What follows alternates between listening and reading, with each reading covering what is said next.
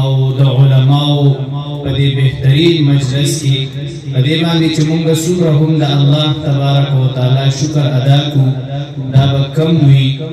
موږ ټول الحمدلله وایو چې الله تبارک وتعالى موږ او تاسو په دې دومره ښایسته مجلس کې راجمع کړي زما عزتمندو ستاسو د مخې ما د قرآن کریم یو آیات تلاوت کو الله تبارک وتعالى فرمائی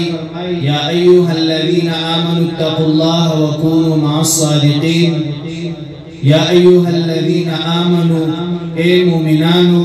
تاسو د الله تبارک وتعالى نه ویریږئ او د نیکو خلقو ملګرتیا وکړئ زما عزتمندو موږ او تاسو په دې معاشره کې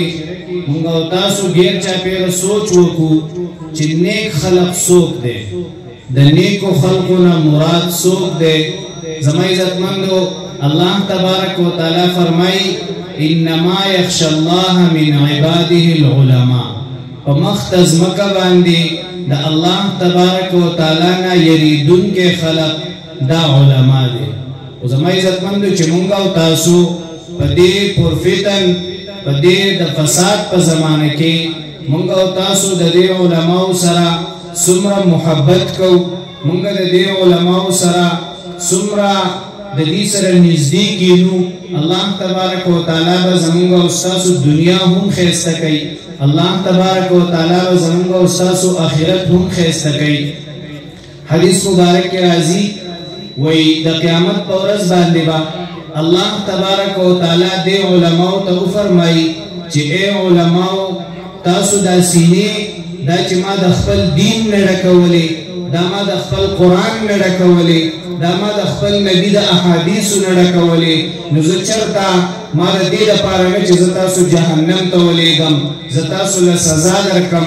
زه تاسو له عذاب درکم زه تاسو مې بې حسابه بې کتابه ووهلی او جنت ته ځئ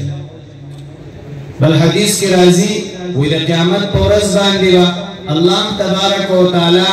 عابد او عالم دې دواړو ته به ووایي چې تاسو دواړه جنت ته ځئ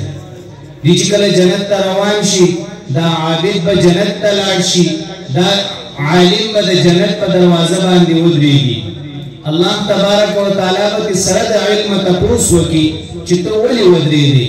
جنت ته ځه که نه دی به ورته وایي الله تبارک وتعالى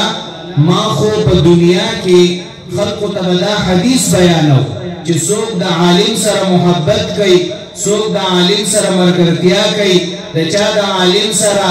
ناسته پاسته وي دغه سړی چې دی به د دغه عالم سره جنت ته ځي الله تبارک وتعالى دې خلقو خو زما په دنیا کې مرسته کړې وه زما سره یې محبت کړی زما ملګرتیا یې کړې وه الله تبارک وتعالى چې دغه خلق ما د ځان سره جنت ته نه بولی الله تبارک وتعالى زه یوازې جنت ته نه ځم الله تبارک وتعالى به ورته وفرمایي ورشه د محشر په میدان کې وګرځه او چې څومره خلق ستا سره محبت کړی دی چا ستا ملګرتیا کړې ده چا ستا سره ناسته پاسته کړې ده هغه خلق ټول راټول که او د ځان سره یې جنت ته بوځه